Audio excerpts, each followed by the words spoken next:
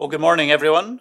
I hope you've had a chance to have some breakfast. I hope you can all hear us okay from the table. If the speakers are working okay, I see no one complaining, so that I hope that means everything's fine. My name's Jeff Dyer. I work for the Financial Times here in Washington, writing about foreign policy. I'm a very new arrival here in Washington, having just arrived from spending the last 6 years in China, which is, I presume, why I've been asked to come along this morning. And I just want to thank Carnegie for giving me the chance to take part here today. It's a great honor to be on a panel with two such distinguished speakers. In my brief time in Washington, I'm quickly beginning to understand that there are in some ways more interesting conversations about China happening here than there are in China, at least the sorts of conversations that foreign journalists can get to listen into. And we have, hopefully, a great panel for you this morning with two of the best minds in this town about China, two of the best informed and most distinguished China hands in Washington. The sort of format we're going to have, will be plenty of time for questions for you later on, but we're going to start with the two speakers. Michael Swain will start with a short remarks, and then David Lambton will respond to those, and then we'll open it up to questions. So obviously the main event today is to hear from Michael Swain and his new book, America's Challenge, which is just being published. I'm sure he's very familiar to all of you here. I think 12 years now at Carnegie, before that at Rand, one of America's very best experts on Chinese issues, in particular on Chinese security issues. As I understand it, Michael started out trying to write a short chapter about US-China relations for a monograph. And he just kept writing and writing and writing, and here we have 675 pages later, we have America's Challenge. So clearly this is a subject he has done an awful lot of thinking and reading and talking about. And this is the wonderful distillation of all those thoughts. And it's not just a book about military issues and the balance of power in Asia, although there are some very powerful, insightful chapters on those issues, but it also covers the full range about climate change and human rights and multilateral institutions, really the full gamut of US-China relations. I'm sad to say it's actually the book that I wish I'd read in my first week in China rather than when I just left China, but there you go, that's the way things are. But anyway, with no further ado, if I could please hang over to our main guest speaker for this morning, Michael Swain. Thank you very much, Jeff. Well, as Jeff says, I started this book with somewhat more modest ambitions and really not thinking of it as a book. But I wanted very much to try and I guess work in my own mind out some issues about U.S. policy. I mean, it's very much a book about U.S. policy, although there's a good amount in there on China and Chinese views and Chinese policies, in part to try and evaluate what U.S. policy is and to what extent it's been successful in achieving the kind of goals that the U.S. government has sought to achieve with China. And so what I'd like to do is give you really a gist of what I think are some of the most important aspects that are covered in the book, and focus on a few series of a few recommendations that I offer at the end of the book as part of the analysis. And I should say just initially that what I wanted to do in looking at policy too was not just examine the literature and look at the statements and the actions of the U.S. government and U.S. policy in these. There are 7 areas I cover in the book that cover the main areas of U.S. policy. But I also wanted to get a clearer sense from U.S. policy practitioners how they look at China and specifically what they think works best in dealing with China, and works best defined as achieves U.S. objectives in their interactions with the Chinese. A lot of that is more tactical than it is strategic, but it was a very illuminating experience for me. I interviewed about 50 current and former U.S. officials who, not all of whom were Asia or China experts, some of whom were national security people who dealt with the China issue in various administrations. And so I tried to address their views in this book. So let me start. I mean, as well know, the US-China relationship is really critical, and to my view, it's the most important bilateral relationship in the world, and certainly has enormous stakes for the United States in getting US policy right with China. And I argue in the book that the US-China relationship has in many ways changed very fundamentally from what it used to be in the 70s, in the 80s, and even in much of the 90s. It's become a much more complicated relationship. It's one that engages much more with multilateral and global issues that impinge on both countries, and both countries have to agree upon, or at least establish some basis for dealing with these larger problems in order to really address these problems. But their interaction is not sufficient to address them, like climate change, terrorism, proliferation issues, etc. They have to, their ability to work together is a necessary, if not sufficient, condition for addressing these larger global problems and issues. And that's become a much bigger challenge than it used to be when China was much less powerful and was not as deeply involved in the international system. Now, US policy towards China has been for a long time consisted of two balanced kind of elements, or two wings, which people generally call engagement and hedging, for lack of a better word. But that's kind of a little bit misleading, because engagement includes in its elements of hedging to be effective. And so they're very closely interrelated. It's not a sort of either or, it's very much they're bound together. But the question is whether or not they're pursued in the appropriate way, with the appropriate balance, using the appropriate means. And I argue that the changing dynamics between the two countries have really made it much more difficult to get this balance right. And indeed, I say that the way in which it's being conducted at present now is really not sustainable over the long term, at least in its current form. So the main problem that I point to is really in Asia. US-China relations is not, in my view, a major security concern for the United States on a global level. It's really a much greater concern in Asia and in the Western Pacific in particular. And what happens there will have enormous ramifications in other parts of the world and across other issues and across a range of policy areas that I discuss in the book. And the primary difficulty in the security area, well, let me pull back a little bit and say, the fact that China's power and influence is growing, particularly in Asia, and the fact that the United States has played a historical role in Asia as the primary security guarantor in maritime Asia, these two phenomena are coming increasingly into conflict in the region.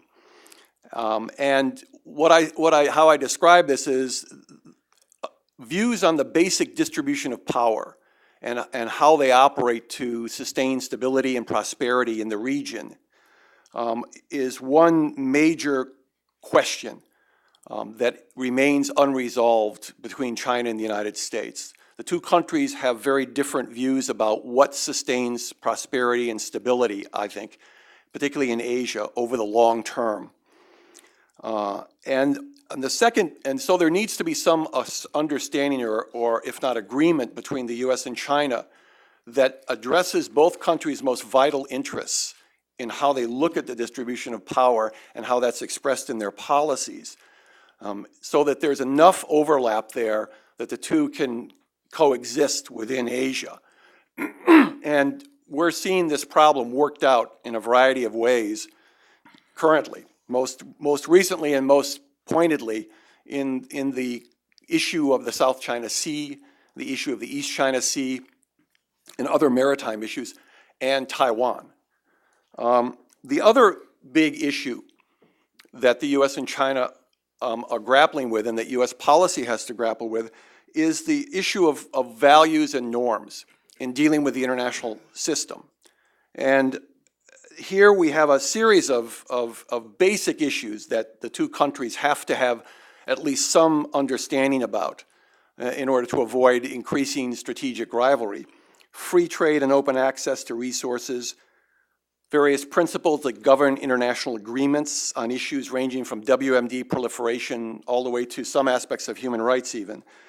The definition of state sovereignty and humanitarian intervention in the internal affairs of sovereign states. The legal principles required to adjudicate various interstate disputes.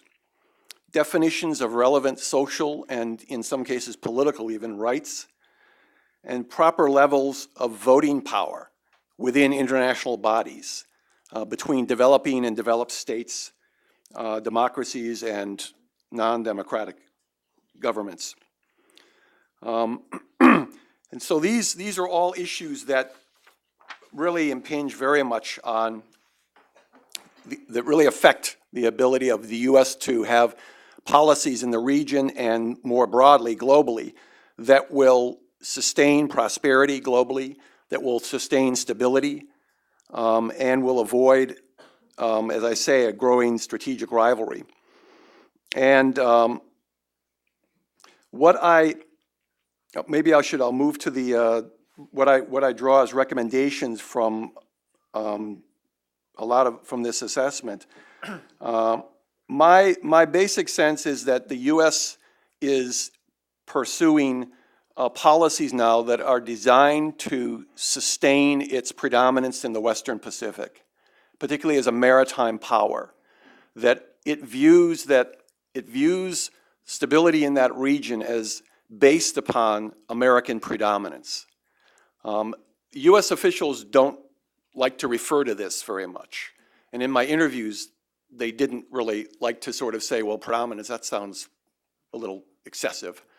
And I said, well, what would you call it? And they would give me various characterizations, but they usually say a variation of freedom of action. I say freedom of action. Then freedom of action means if there's a real concern or a threat to American interests in the region, you want to make sure that the U.S. will prevail. And they said, yeah, that's right. Sounds like predominance to me. So that very concept is basic, I think, to U.S. policy. And the other dimension to it, of course, is to offer a set of incentives to the region and to the Chinese that will lead them to accept that role, or at least acquiesce in it, or support it in some cases, because of the benefits that you get from cooperation with the United States, particularly in the Western Pacific. And so, again, striking that balance is very important. And my sense is that the United States, in reacting to what the Chinese have been doing in some areas, which has been, I think, heavy-handed and misplayed in several ways, and particularly over these maritime issues that I mentioned, that the U.S. is somewhat inadvertently is furthering the emphasis on hedging, furthering the emphasis on strengthening its predominance in the region, either unilaterally or in tandem with allies, and in the process is moving the region more towards polarization than I think is necessary under current conditions. And one big question mark is, of course, whether or not the U.S. is able to maintain this level of predominance over time, given what is going on in Asia, given the fact that global power is diffusing. The days where the United States and the West even are going to be predominant economic powers globally, in the view of many individuals, are over. You're going to have an increasingly complex and very diffuse power structure globally and even in Asia. and the U.S. is going to not be able to exert the kind of leverage that it's been able to exert in the past. So what are the implications of that for a U.S. strategy that is based on predominance, is the key question of my book, which I don't really answer. I'll be very honest about it. I struggled with it a lot. I lay out certain alternatives. None of them are particularly good. What's called offshore balancing. The U.S. removes itself from a forward presence, but engages in very sophisticated diplomacy of the sort we saw in Europe in the 19th century and in other areas in order to maintain stability within the region. Selective engagement. This is exactly what the U.S. is doing now, is drawing down in other areas, or attempting to do, in order to shift resources to Asia to sustain predominance.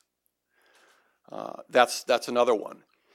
And another one, of course, is backing cooperative security measures, cooperative security mechanisms to get the Chinese to buy into a system in which the U.S. and China are restrained, mutually restrained in certain ways, with certain understandings. And they use that as a basis for establishing a more equal balanced or multipolar security system in the region. I mean, this also has obvious problems, and I discuss all of these. So it's a question of, and the big issue is the question of transition. How do you transition to an alternative to what you currently see? And that, I raised some issues that I raised some initial steps of what's needed to get to that position.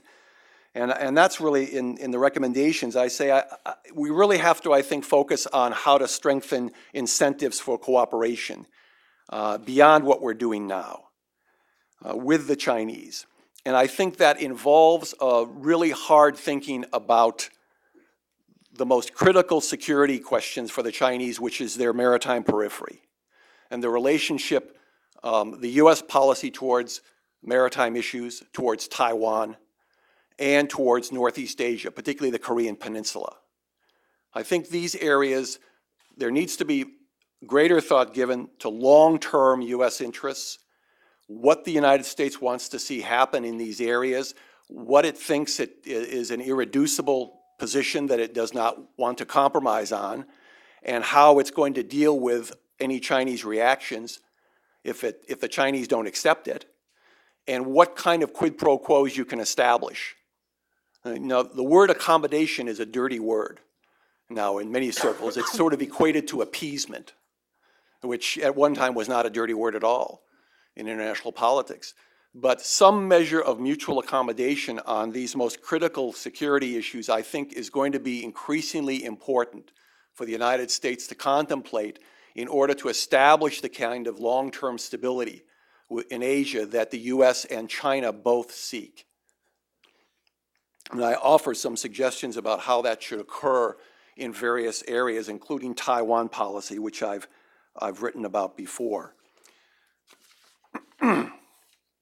So rather than going down through all these various issues, maybe I should stop here because it's already been at least 15 or 20 minutes, and then we can have a Q&A. Thank you. Michael, thank you very much. I'm now going to open the floor to our second speaker, not exactly to rebut, but to comment on what we've just heard. David Lambton is the head of China Studies across the road at my old alma mater, SAIS. He's former head of the National Committee on USChina Relations, and he's also the author of a very important book on the rise of China, which came out, I think, 3, maybe 4 years ago. The Three Faces of Chinese Power: Might, Money, and Minds. I'm going to open the floor, please, to David. Well, thank you, Jeff, and it's good to see another SAIS graduate. It did so well and has helped all of us understand Asia better. I want to thank Carnegie for providing Michael the opportunity to write a really brave and important book. I think this is, as he said, he doesn't answer the central question. I think that will be answered in the unfoldment of time. But he raises the right questions and I think points us some directions that certainly not everybody's going to agree about, but are the right things to be debating.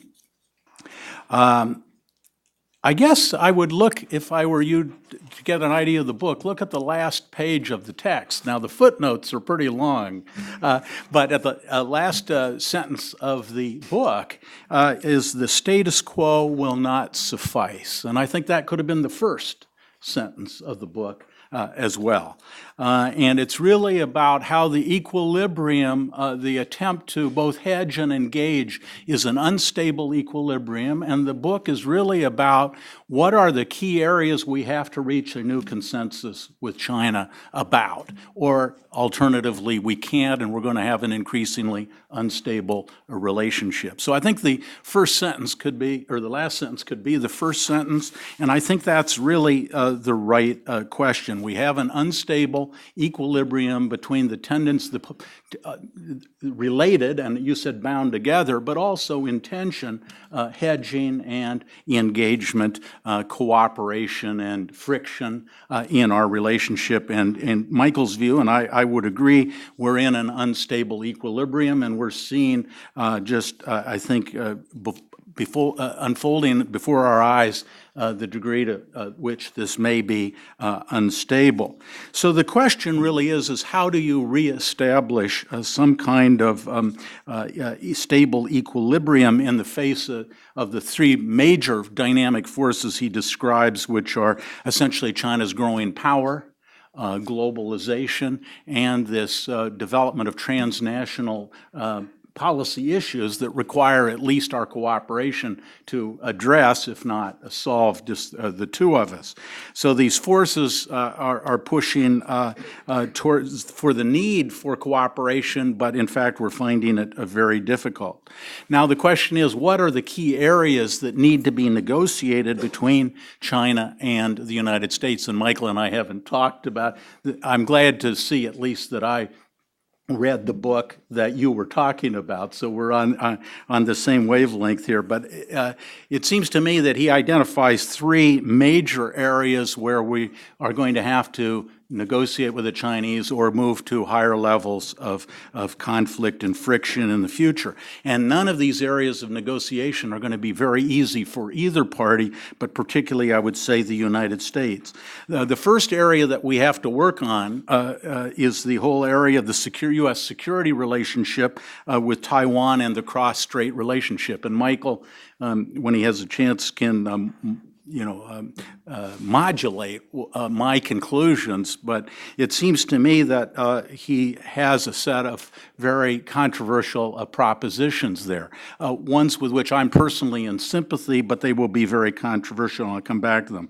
Second set of whole issues is what he was talking about are the norms. Norms in what you can see with China's growing power is it's moving into spaces, literally outer space, maritime space, economic space, development assistance space. But China's growth and going out policy is bringing us into zones that have traditionally been dominated or in which the United States played a very great role. And just the mere act of filling those prior sort of vacuums or areas where the U.S. was is creating some friction, and we need to develop norms. In all of these areas, it's not going to be very easy to necessarily develop these norms, and I'll come back to that in a minute.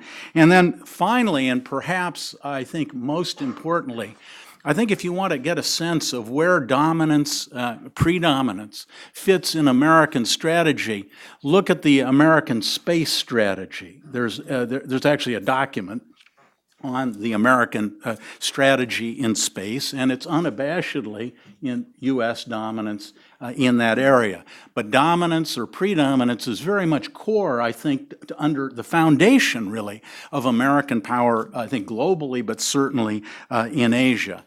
And I think we all have to come to terms with is our comprehensive national power, that is America's capacity. Do we have or will we have the capacity to fulfill that ambition?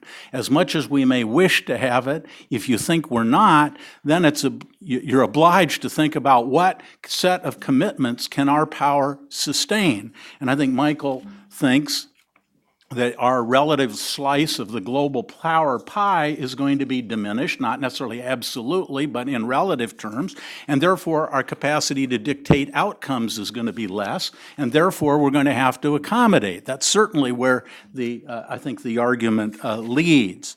Now, these three areas of negotiation then raise a lot of challenges to what you might call the touchstones and decision structures in the United States. For instance, the idea of dominance. Is the United States going to be willing to reduce surveillance along the Chinese coast and move from 12 miles out, say, to 200? This is going to be a practical issue, in fact, is a practical issue. So certainly we have that set of interests. Is the United States going to be willing to move away from the 6 assurances that Ronald Reagan gave Taiwan that in effect we would never negotiate with the PRC about force levels and security commitments cross straits? Is that realistic in the 21st century? This is certainly an implication. He also suggests that democracy and human rights, I'll just quote, and I quote it from the standpoint I think he's probably right, so I'm not disagreeing, but he said, but it's going to be controversial. Transforming China into a democracy should not be the first strategic objective of the United States. In other words, the key strategic objective of the U.S. towards China does not require the destruction of the fundamental transformation of the Chinese regime. Now, we have a lot of structures in this town, not to mention this society, that are dedicated to somewhat different proposition than that. And so that is certainly going to be a major area. So each of the key areas where he thinks we need to renegotiate are really going to be very difficult, some might say impossible for us to do. So then this raises several questions in my view. Well, first of all, and Michael touched on it, but of course we are, I think it's fair to say, we are changing our Asia policy. And if I am correct in that and say what are the main lines of those change, they are quite contrary to what Michael's recommending here. So certainly a question, to what degree are we moving in a direction he suggests, and is that good, bad, and what do we do about it, are a set of questions that come. Second, is it even possible to negotiate a stable equilibrium with China? I say that for two reasons. One, if China continues to grow at anything like it's 9% of the last 30 years, it's very difficult to create an equilibrium with something that big moving that fast. And conversely, if the U.S. is on, I wouldn't say on a decline, because I think our absolute numbers will maintain our standard of living in all probability, but certainly our share of the global power pie is going to be going down. So with the Chinese becoming a bigger piece of that pie and us a relatively smaller pie, those are two big dynamic pieces moving in opposite directions and continuing to do so. So it's going to be very difficult to renegotiate anything if both of the power positions of the two major negotiators is changing very rapidly. Certainly another set of questions is, will U.S. domestic politics permit the adjustments that Michael's talked about? And I mean, this town is pretty familiar what some of the issues are, but just to ask simple questions like, is the U.S. Navy and, in fact, the Defense Department under siege for budgetary reasons going to be inclined to accept a diminished kind of definition of what's acceptable in this region, or are they going to find it desirable to have an expansive definition for budgetary politics? Will the United States be able to accept anything but dominance in space? I'm always struck by, we could cooperate with the Soviet Union at the height of the Cold War in space, but we can't with China. I find that to be interesting, but certainly if we can't get control over the space domain, it's going to be very hard to, I think, have a stable equilibrium. Will Congress agree to a fundamental change in their view of the proper role of the United States vis-a-vis Taiwan and these negotiations. Michael is essentially saying, and I would agree, we have to take a more active role, leave it aside what active means, and that's pretty controversial. And also, as China's building up its force and our forces are vulnerable, we have some stakes now that perhaps we didn't have before. But is Congress going to go along with that? This Congress, any Congress we can foresee? How would the allies react to this? If the U.S. has a new policy of less dominance in the region, is the ROK going to reconsider its strategic programs that were going in the 70s? What's Taiwan's strategy going to be? And we've twice dealt with a nuclear issue that I'm aware of with Taiwan. So yes, we can realistically look at less dominance, but this is going to have a set of knock-on effects that are going to be very undesirable from our both traditional and I think our future definition of our interests. A whole other interesting part of the book is the organization of the U.S. government and the National Security Council role, which Michael, as I would put to be very important. But how capable are we going to be able to coordinate our own bureaucracy? I just look at the last trip, and it seems to me Secretary Clinton had some remarks that weren't exactly in phase with what I would take to be the core of even our new policy. If you wonder what I mean, think about her remarks in the Philippines. So you have that. Then we have change in China. And the story of change in China, I think, over the last 30 years really is weaker leaders in China and stronger society. Is China going to be able to control itself? And can it implement the deals it makes? I hope so. But I'm not sure that that's true. And then finally, we've got third-party loose cannons all over the place in this region, and I just call your attention to what would be the situation of deteriorating, if that's the way to put it, U.S.-China relations, and the DPP gets reelected in Taiwan. I think we'd have a different situation than we've had for the last 4 years. Leave it aside, how different would depend on the policies of a new government. So I think Michael's identified the key issues. I even agree what the realistic direction of movement would be for our long-term interests, but are we capable of doing it? Or could we reach consensus to do it? And some people would say we shouldn't reach consensus to do it. It's the wrong policy. But I really want to thank him because these are the issues we ought to be talking about. David, thank you very much. We're going to open up to questions from the audience, but if you'll permit me, I'll try and get a little bit of a debate discussion going on some of these issues. If I could start, Michael, by just taking up a couple of points that David made. The first one being, just describe the current situation in American policy. Are we actually witnessing a big shift in policy at the moment? What does the pivot really mean? President Obama's trip to Asia just 2 weeks ago, putting troops into Australia. Secretary Clinton's back in the region again now in Burma, which some people are describing as some kind of anti-China hedge as well. Are we actually witnessing a big shift in the context of American policy where hedging has become much, much more important than engagement?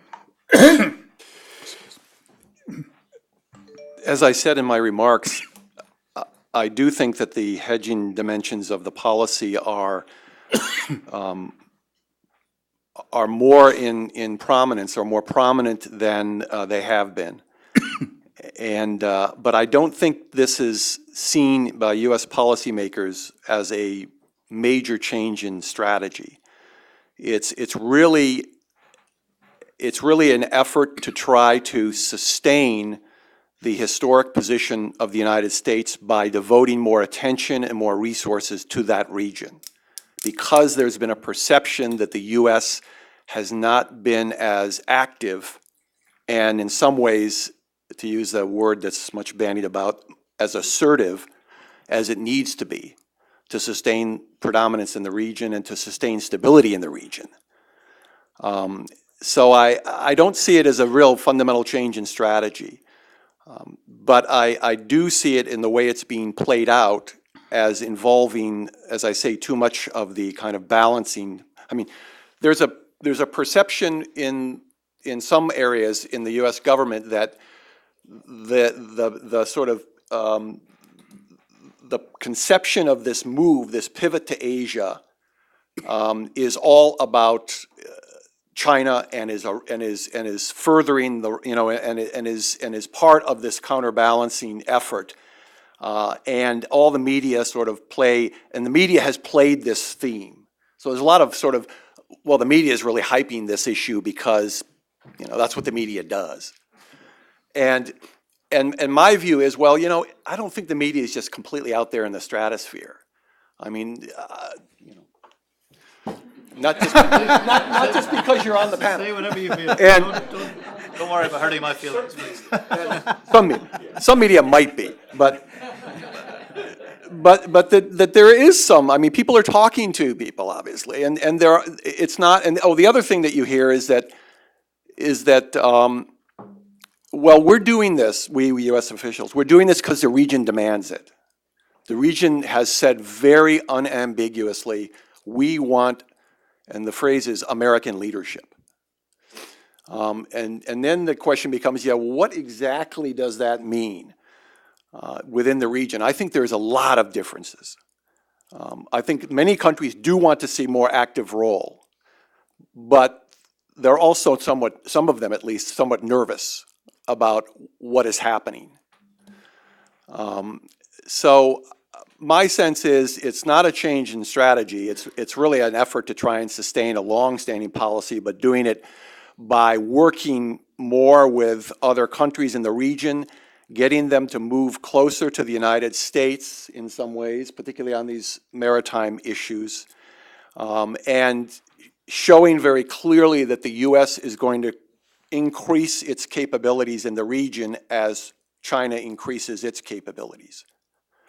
So the challenge, of course, obviously then is how do you sustain a belief in China and in other places that this process is not going to lead to greater polarization, and you will have a zero-sum game in the region. And I'm not trying to put all this on the U.S. because it's not all on the U.S. I mean, the Chinese system itself has much to be faulted with.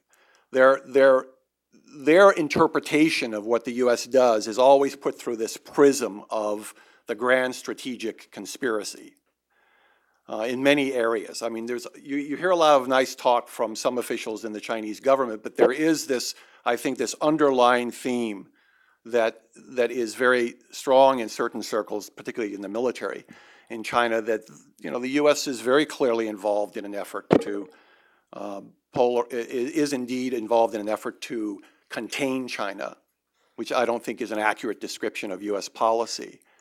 But there's a need for the Chinese to push back against this. And we have more capability now, so we should exercise that capability in doing that. So the Chinese themselves are playing into this. And that's, you know, equally worrisome. David, do you want to pick up on that? Are we seeing a significant shift in American strategy, and how is this being received in the region? Is it being universally welcomed, or actually is it causing a lot of anxiety? Well, first of all, let me say I agree with the way Michael just put it. What I had said is I think you're seeing a new policy, not a new strategy, and the new policy is to reinforce the old predominance. So I think we're on the same. I don't think I used the word strategy. That'd be the first thing. Secondly, I would say it's different not only in the hedge, but another way to put it is we're less concerned to reassure China. And then you filter it through that, what the Chinese would call containment or encirclement, siege mentality. And with a strategy of less reassurance going through that filter, I think we have to ask ourselves, what kind of behavior do we think this will elicit? Now, there's one line of thinking that says, less reassurance, higher costs for misbehavior will translate into better Chinese behavior. I fervently hope, incidentally, that's true. I've just dealt with the Chinese for 40 years, and I don't have high confidence that's going to be the reaction. That's the gentlest way I can put it. But we have to care how the Chinese react. I mean, our motives and our interests and our desires are one thing, but China's a very big player, and so objectively speaking, we have to care how they react, and that's where I would have the problem. The only other thing I would say is I worry a little about our future credibility in the sense that, I mean, if you look at our budgetary politics, is it a realistic promise to the region that we're not going to be forced to cut our coercive resources in that area? Maybe we'll cut it less than everywhere else. Maybe we'll strip bare the rest of the world to meet that commitment. But somehow, I don't think the politics of budget's going to work exactly that way. So I'm just kind of worried, are we making a set of implied promises that are going to affect our credibility when we may or may not be able to meet them? Both of you talked. There's too much agreement between us. Yeah. Let's see if I can try and sort that out. Both talked about how ultimately maritime issues in Northeast Asia are going to be the big stumbling block that the US and China are going to have to overcome, and both talked specifically about Taiwan as being the sort of centerpiece of that.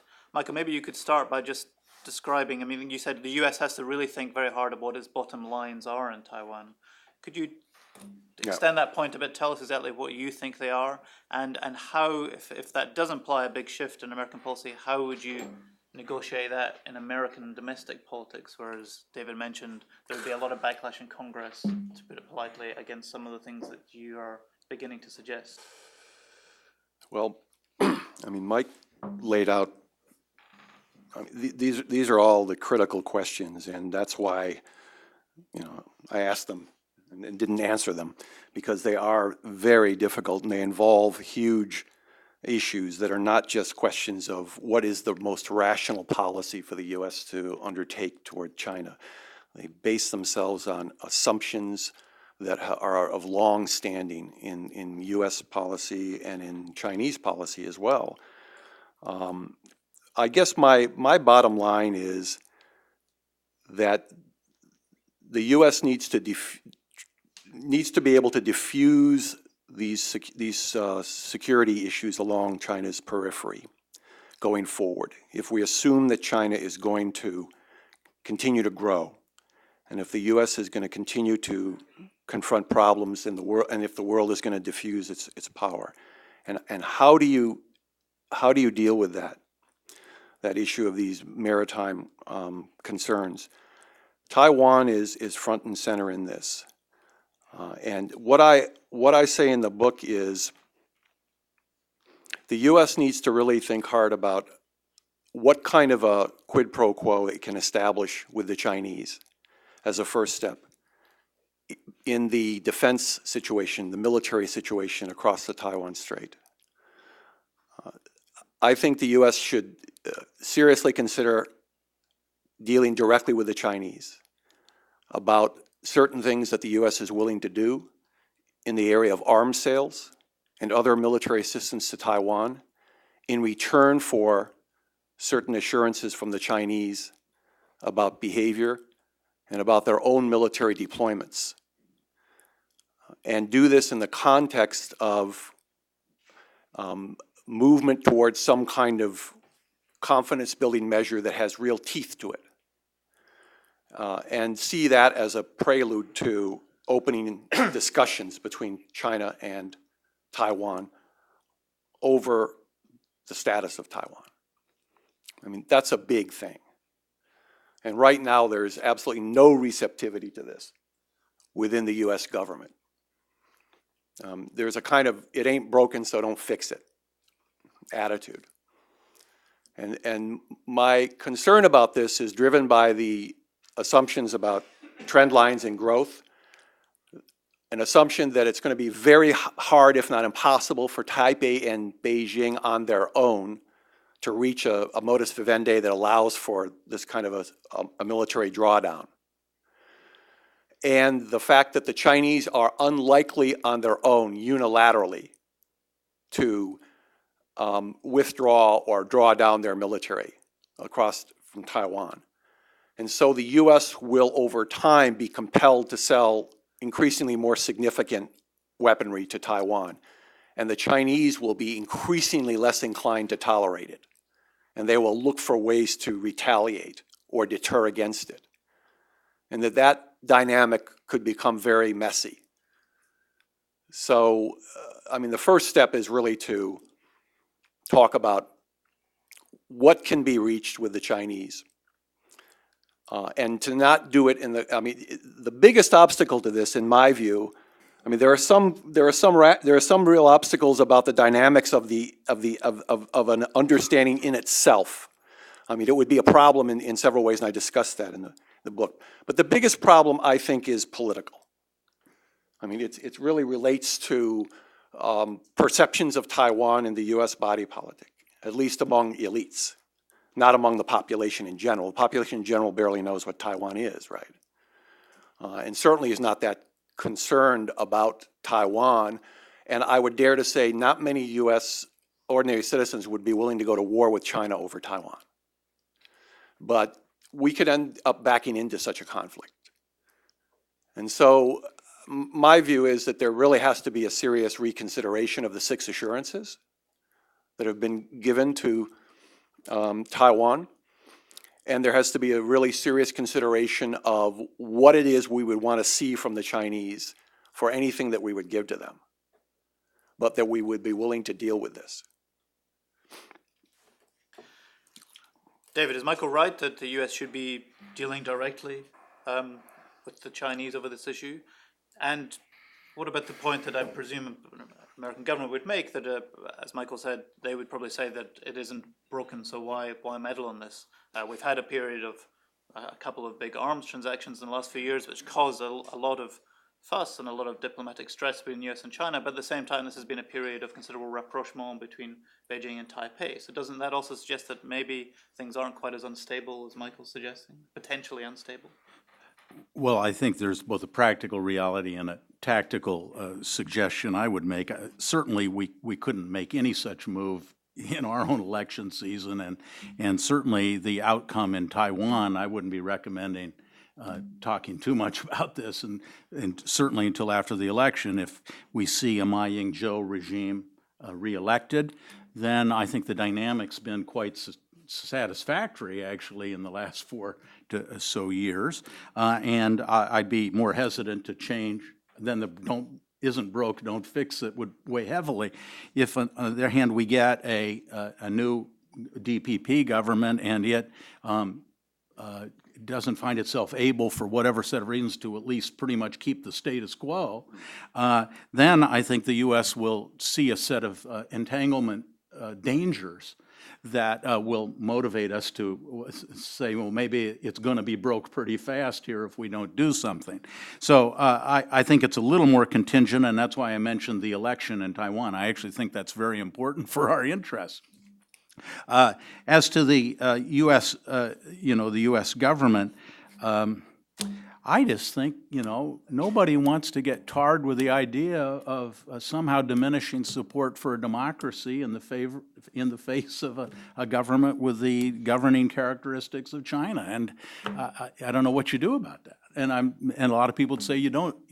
That's the appropriate priority.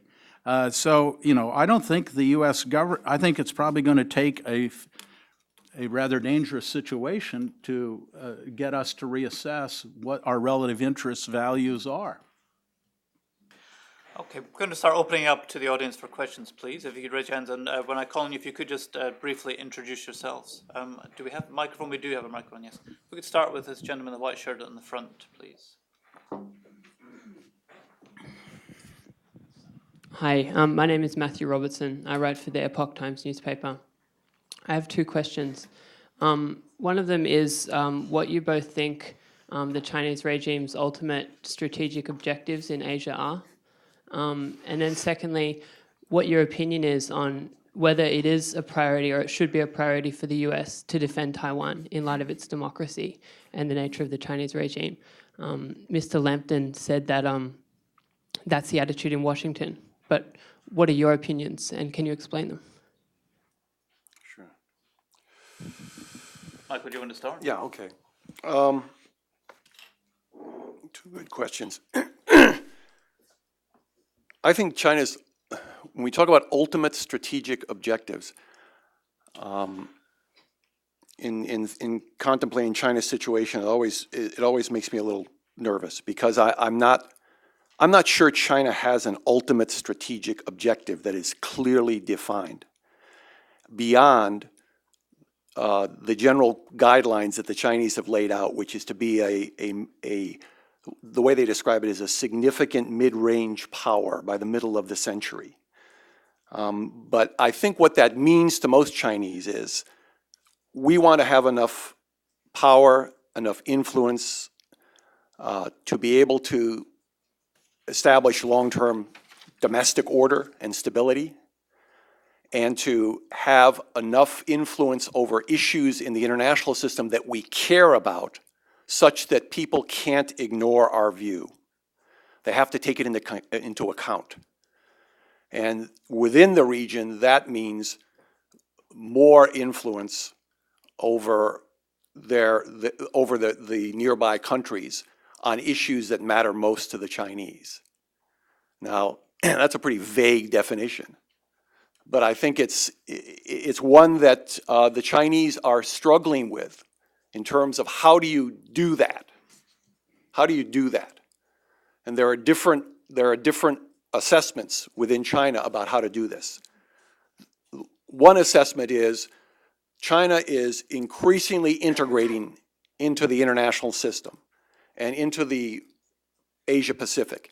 That trend is, if we reverse it, it will be at our peril. It will undermine our capacity to develop into a wealthier country and to sustain stability. We have no alternative but to deepen our engagement in the international system. I think that's a very strong belief among a lot of Chinese leaders. So the question then becomes, how do we manage that deepening in ways that really do protect and advance our interests? And there's a lot of debate about, for example, the strategic posture of the Chinese military, beyond the defense of against independence of Taiwan, beyond the loss of territories claimed in the South China Sea or East China Sea. Beyond that, I think the issue of what China does with its military and how that relates to a broader strategy is very much still under debate within China. So because of that, it can be influenced, I think. So it's a much, it's a somewhat contingent situation. If you measure, strategic objective in terms of, do the Chinese want preeminence in Asia? I mean, that's a common theme that people always say. Well, it's very clear the Chinese are after preeminence in Asia. Well, to me, it's just not that clear that that's what they certainly want, to be able to defend their interests, as any country does, when they feel they're most threatened. But they don't want to alienate the region because they understand that overly aggressive or assertive policies, even when they're stronger, are not going to necessarily serve their interests. They have to be more accommodating, and not just because of the blowback, but because they feel long-term commitments to building greater trust in the region. But there are other points of view that really say, we've been pushed around too long. We've got too much, the US has been too dominant in the region. The region is not well served by the existing alliance relationships the US promotes and its predominance. It doesn't serve our interests, and we don't think it serves the region's interest long term. And so we need to weaken the ability of the US to exercise that role. And that is what is at the source of a lot of debate, I think, in some circles at least, in China. The second question, what should the US do to defend? My view on Taiwan is that I don't think for a minute the US can or should give up its commitment to the peaceful relationship across the strait, and to Taiwan having a very high level of capability to defend its autonomy, if not its full sovereign independence. And that the US should be a major force in deterring any direct use of coercion against Taiwan. So that means if the Chinese decide that they don't like what U.S. policy is and they're fed up waiting around and they want to invoke the anti-secession law clause that says Taiwan can't prevaricate indefinitely and move, the U.S. should stop that. And I think that will prevail for a long time. But the whole point of my argument is to say, I want to get to a situation where the U.S. and China can more effectively deal with this problem so that you don't ever get to that point.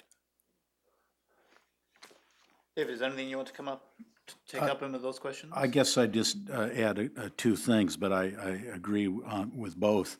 If I were to just try to describe China's minimalist strategic objective, is to be in a power position in the region whereby it can prevent the adoption of policies by any other group of powers that are highly inimical to their core national interests.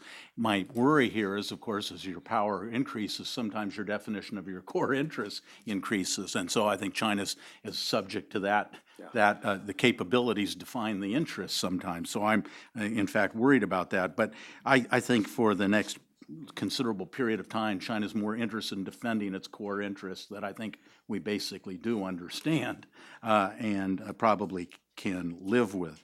On the Taiwan issue, I guess I would see the core requirements for the United States, and I agree with the way Michael put it, but I guess the way I would put it, that preserves the way of life of Taiwan people in a peaceful environment. And it seems to me that time is not working in the favor of Taiwan. And so to encourage some kind of development of a stable interim long-term framework, security across the strait, is in the interests of all the parties there. And so I would like to see us play a little more active role. But how we do that without creating such anxiety on Taiwan and therefore a set of reactions that might be very unhelpful to everybody, I think is a problem. Next question, please. A question on the gentleman with the pink tie in the second row, please. Yes, my name is Mark Botsford of Botsford Global.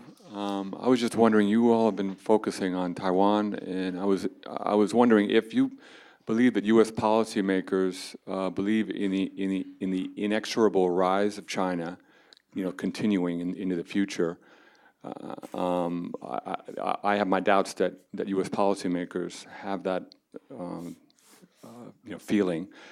How do you feel about the other regional allies to China and the fact that and how the United States can leverage or position their fears about the rise of China to push our own national interest? Thank you.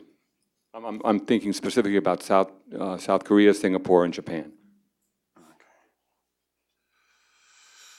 All right. Well, I think U.S. policymakers. I don't know for sure, but I think U.S. policymakers believe that they don't assume that China is going to continue its upward trajectory at the same rate at which we have seen it for the last 30 plus years.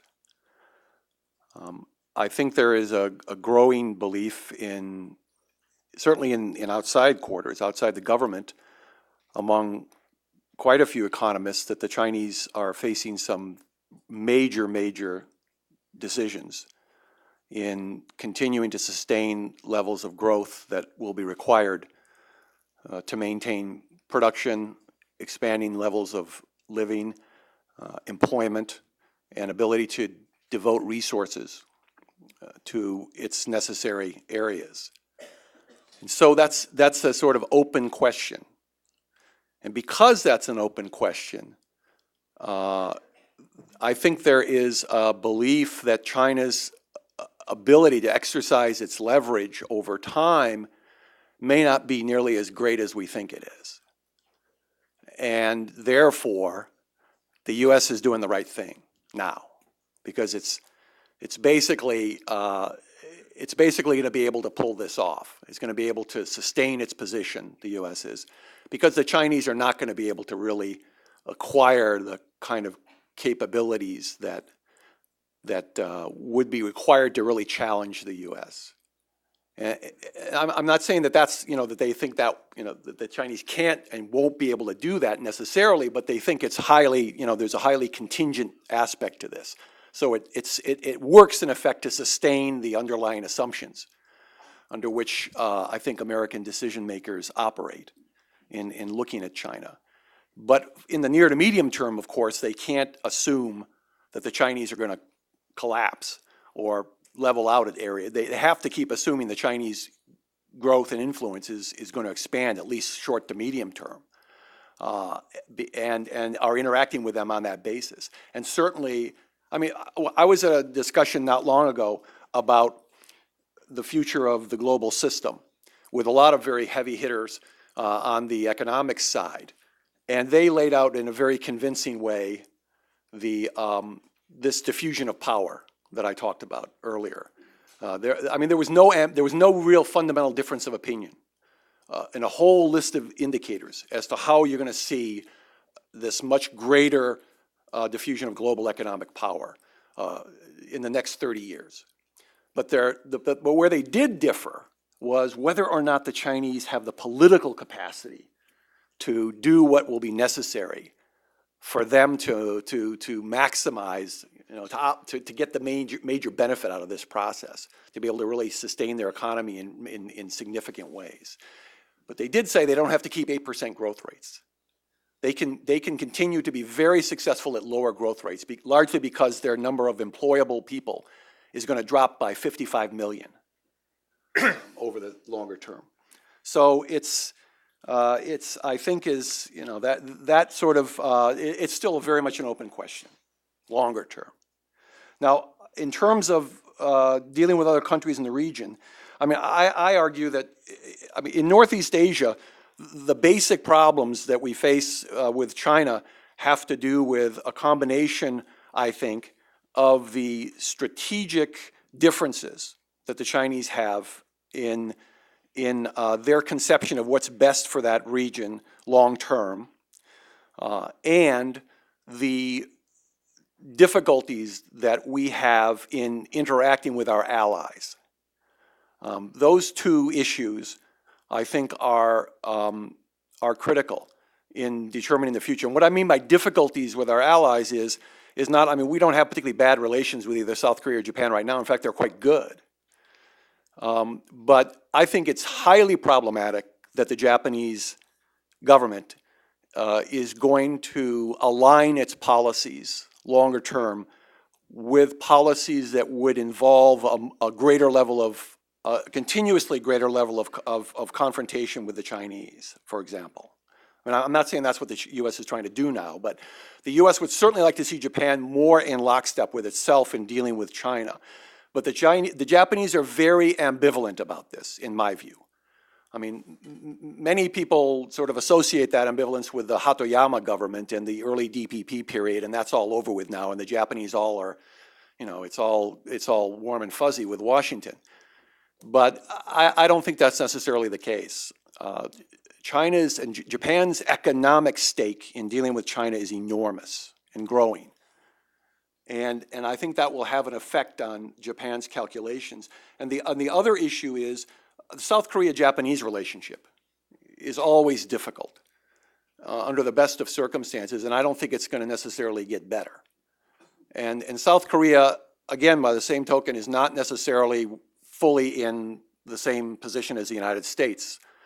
It also has ambivalence about dealing with China longer term. It certainly wants U.S. support now, and it's agreed to a series of different adjustments in the U.S.-South Korean defense relationship, for example, that are largely precipitated by concerns about Chinese behavior and North Korean behavior with China's involvement.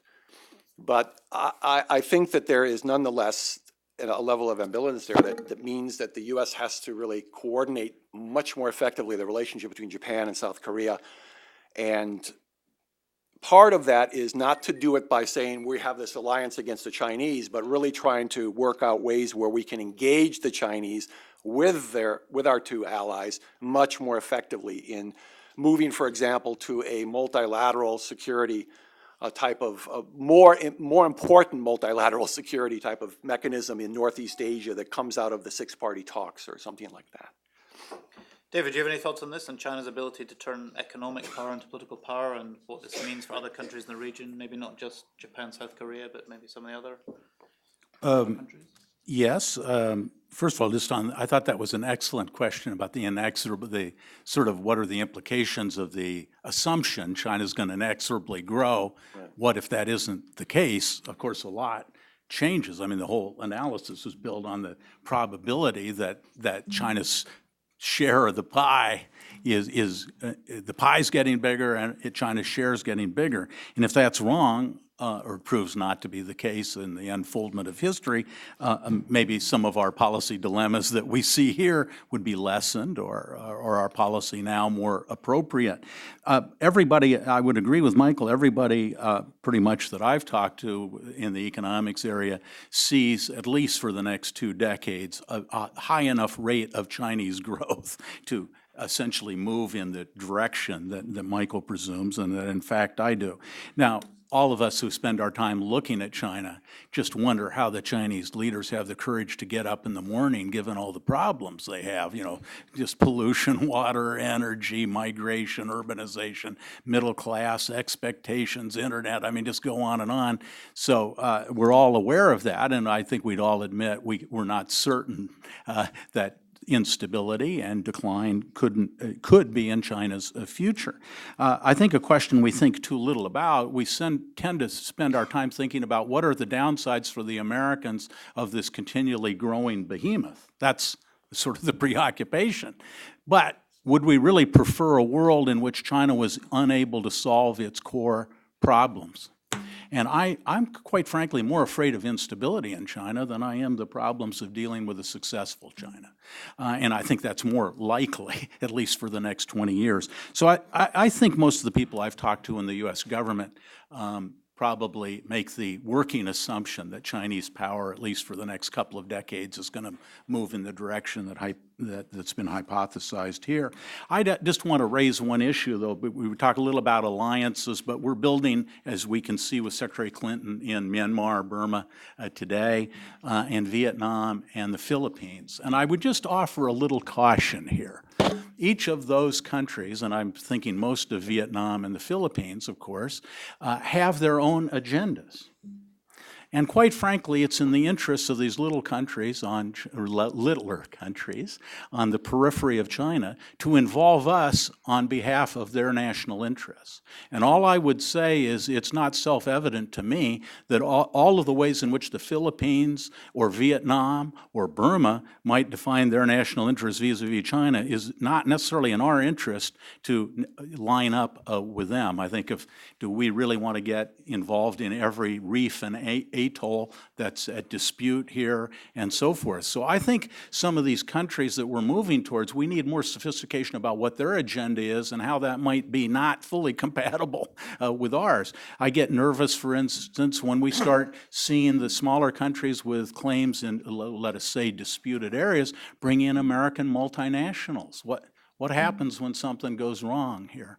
So I'm not only thinking about the allies, but I'm thinking about the broader range of actors that we are dealing with. And sometimes we romanticize the other actor in I have in mind India. I mean, if you look at Indian policy in Iran, it's not clear it's preferable to Chinese policy in Iran. If you look for a long time at Indian policy vis-a-vis Burma, not clear it was superior, was certainly not in the direction that the U.S. wanted. So I think in our search for partners out there, we don't need to either demonize China or romanticize the people we're dealing with.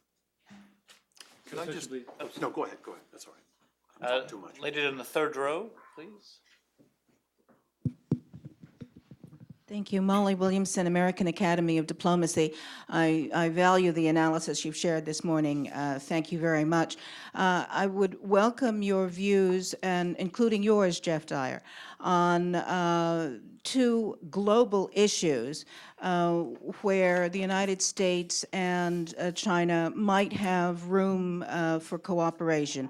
One is North Korea and its nuclear manipulations, and the other is on energy, where we and China are the #1 and #2 consumers. How do we see room to play in this sandbox together? Michael, do you want to start with that? I guess I'll try to be briefer.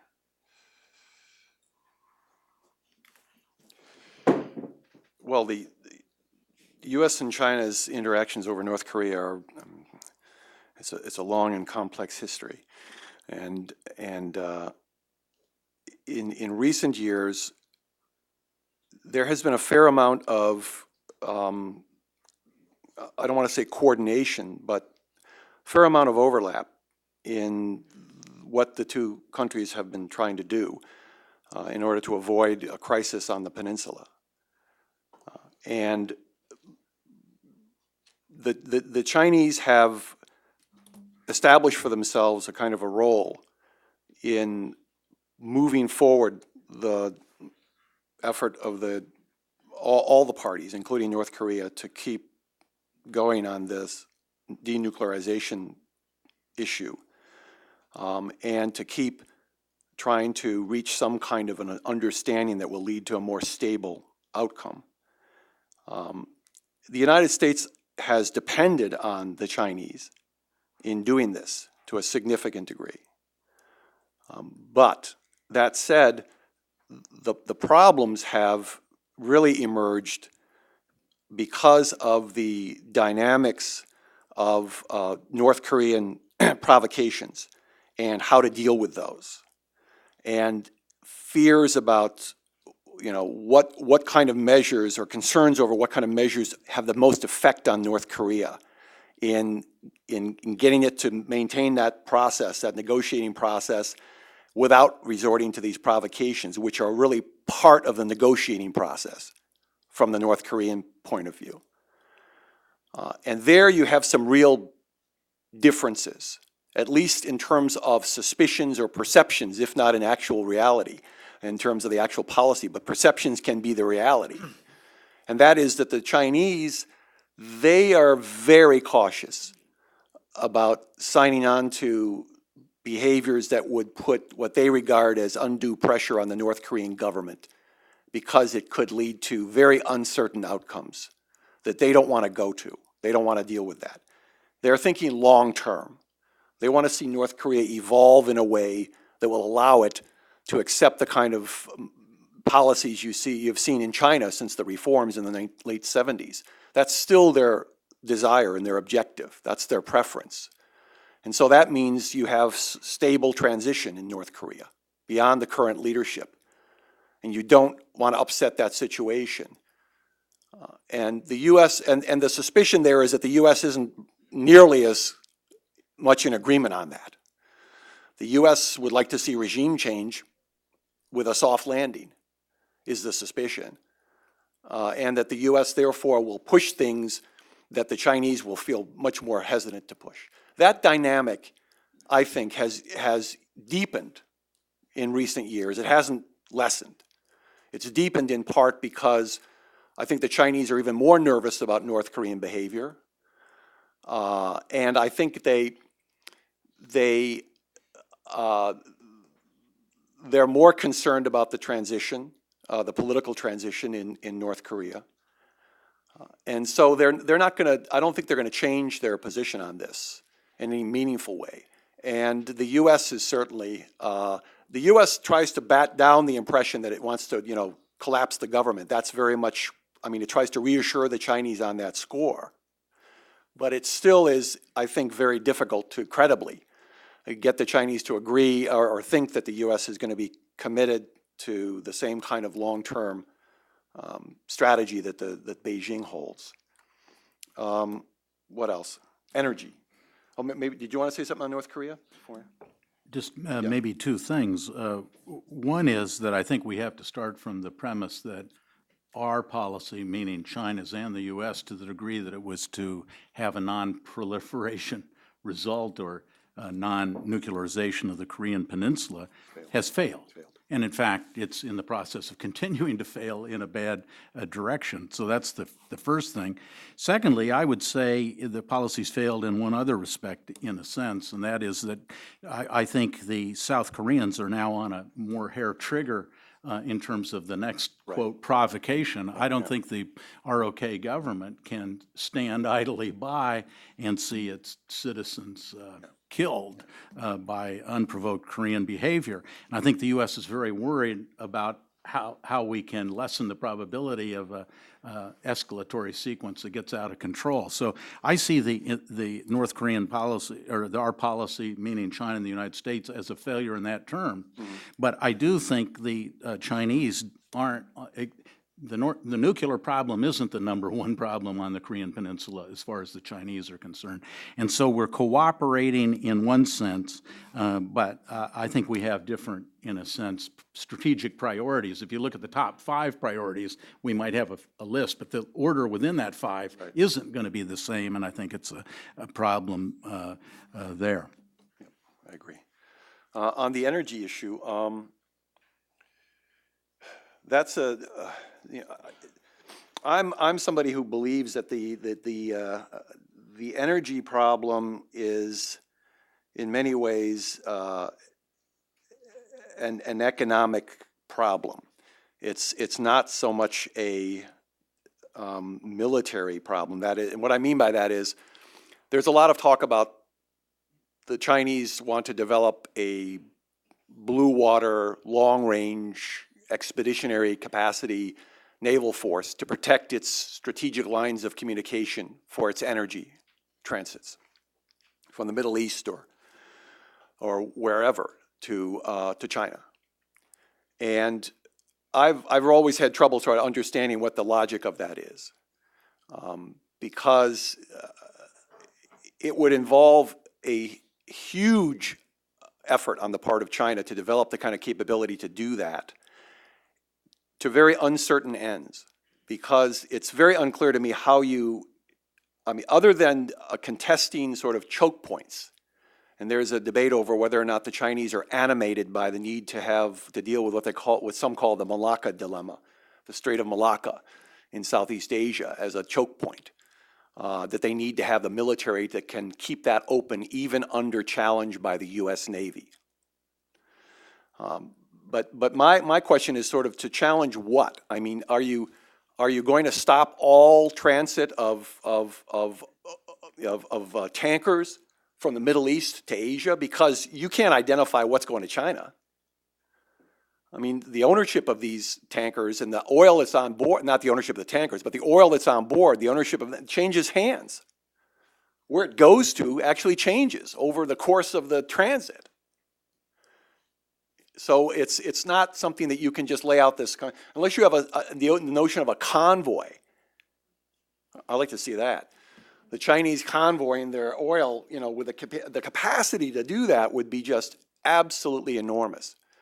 So what we have then is a competition over, it's not like a competition over pricing, a competition over, to some degree, privileged access. And the Chinese are trying to, in some ways, lock in relationships with governments, because most of the oil, you know, on the planet is under the control of governments. It's not a freestanding product that you can move anywhere and sell, you know, and have anybody sell it and change the control over it. It's under the control of governments. And so the Chinese are trying to deal with those governments, but that's a very uncertain process that you can guarantee supplies, because governments will base a lot of their calculations on pricing, and they'll want to move to a better situation if you can offer more.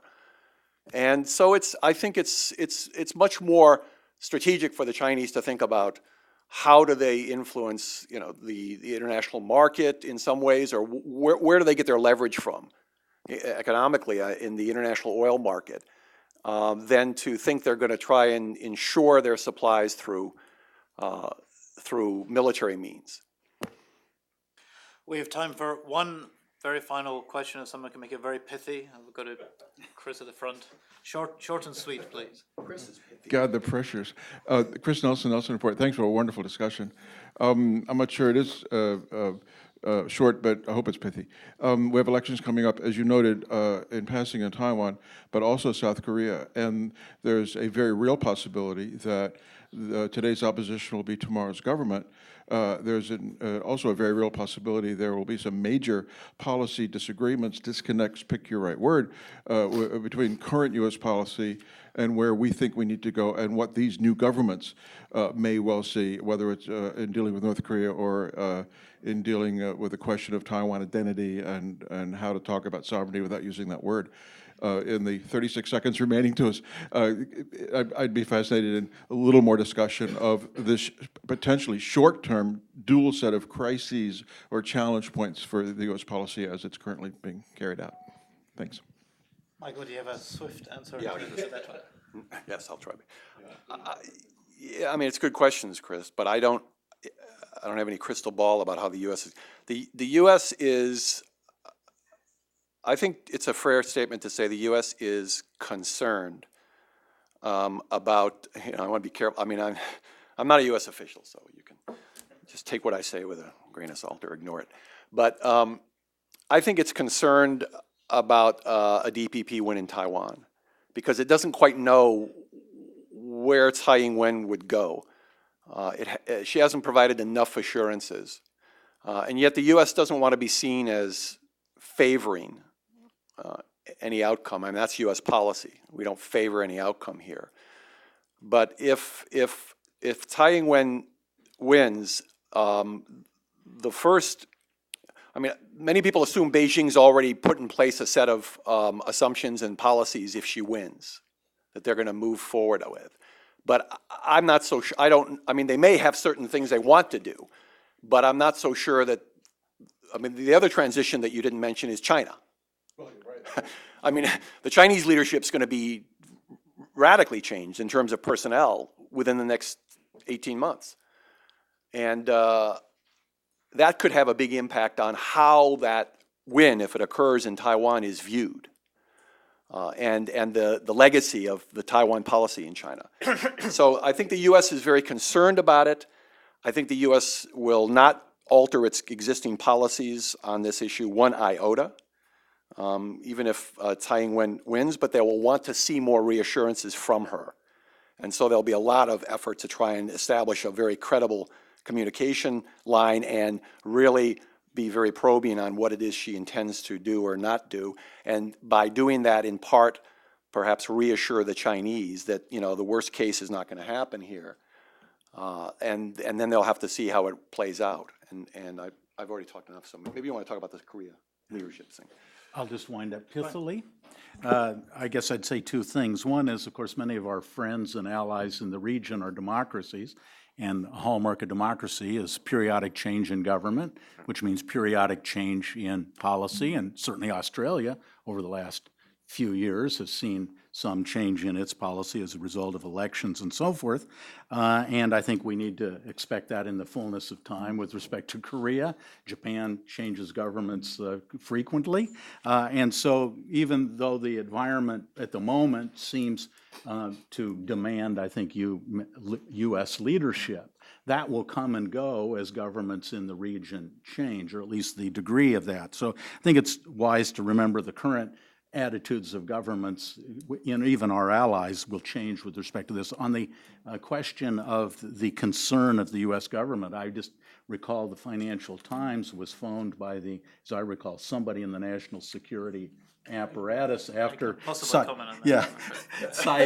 Ing-wen's visit, and I think wasn't the operative phrase "deep concern" was that the two key words there? So I think that's something you could talk about. Yeah, I'm afraid I can't tell you that. I'll happily refer you to the relevant article. Which brings me to say that we've come to the end of our time, I'm afraid. I'd like to thank you all for coming along this morning and to thank our speakers, David Lambton and Carnegie's own Michael Swain. Thank you very much.